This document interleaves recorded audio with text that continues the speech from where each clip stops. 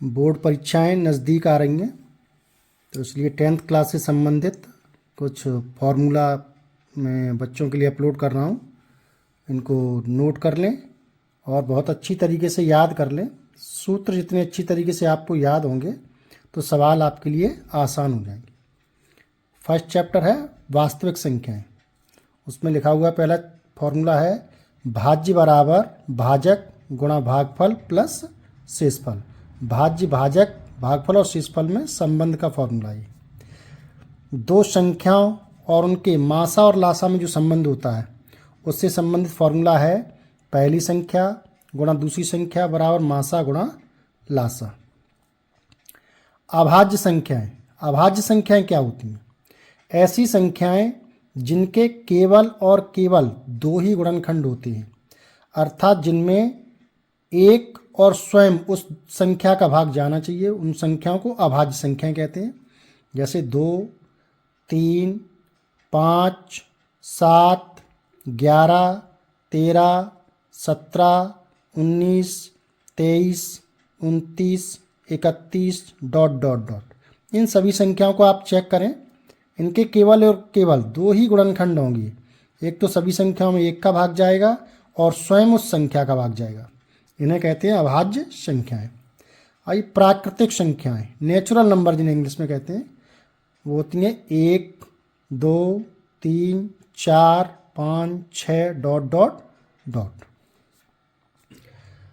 दूसरा चैप्टर द्विघात बहुपद। द्विघात बहुपद का मानक रूप होता है ax² + bx + c। द्विघात बहुपद के दो शून्यक होते हैं, तो शून्यकों के योगफल का फॉर्मूला है अल्फा + बीटा बराबर -b/a।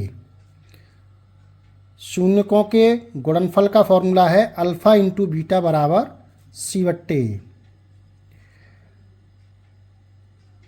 द्विघात बहुपद बनाने का formula x² - alpha + beta × x + alpha × beta, या ये भी कह सकते हैं x² - शून्यकों का योगफल × x + शून्यकों का गुणनफल।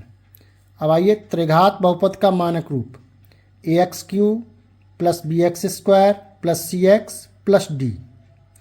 त्रिघात बहुपद के तीन शून्यक होते हैं, तो शून्यकों का योगफल अल्फा + बीटा + गामा बराबर होता है -b/a।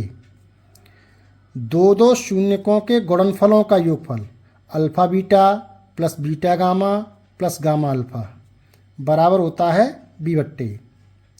अब शून्यकों का गुणनफल अल्फा × बीटा × गामा = -d/a।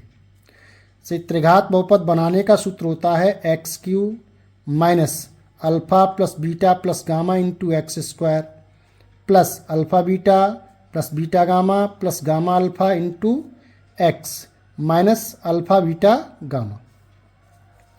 अब आइए युगपत समीकरण। यदि a1/a2 ≠ b1/b2 तो समीकरण निकाय का एक अद्वितीय हल होता है।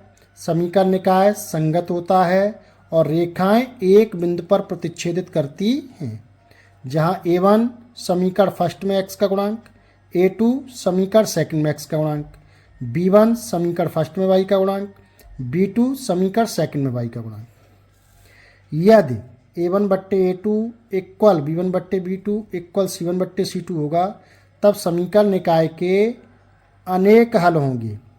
समीकरण निकाय संगत होगा और रेखाएं संपाती होंगी। a1 समीकरण फर्स्ट में x का गुणांक, a2 समीकरण सेकंड में x का गुणांक, b1 समीकरण फर्स्ट में y का गुणांक, b2 समीकरण सेकंड में y का गुणांक, c1 समीकरण फर्स्ट में कांस्टेंट संख्या या अचर पद, c2 समीकरण सेकंड में कांस्टेंट संख्या या अचर पद।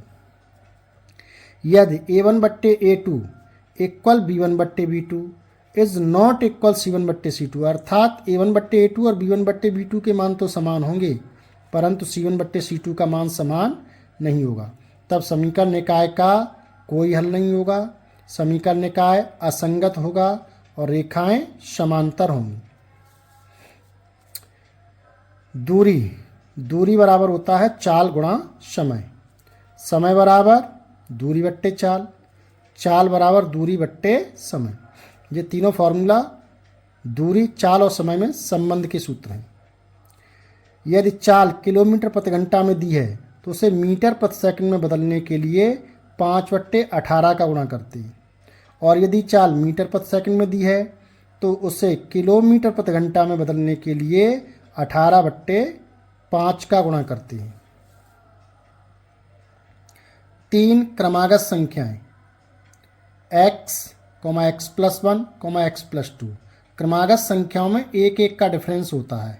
तो पहली संख्या x, तो अगली उससे एक अधिक होगी x+1, अगली इससे एक अधिक होगी तो x+2। 3 क्रमागत सम या विषम संख्याएं। सम या विषम संख्याओं में दो दो का डिफरेंस होता है। तो एक संख्या x होगी, दूसरी x+2 और तीसरी x+3।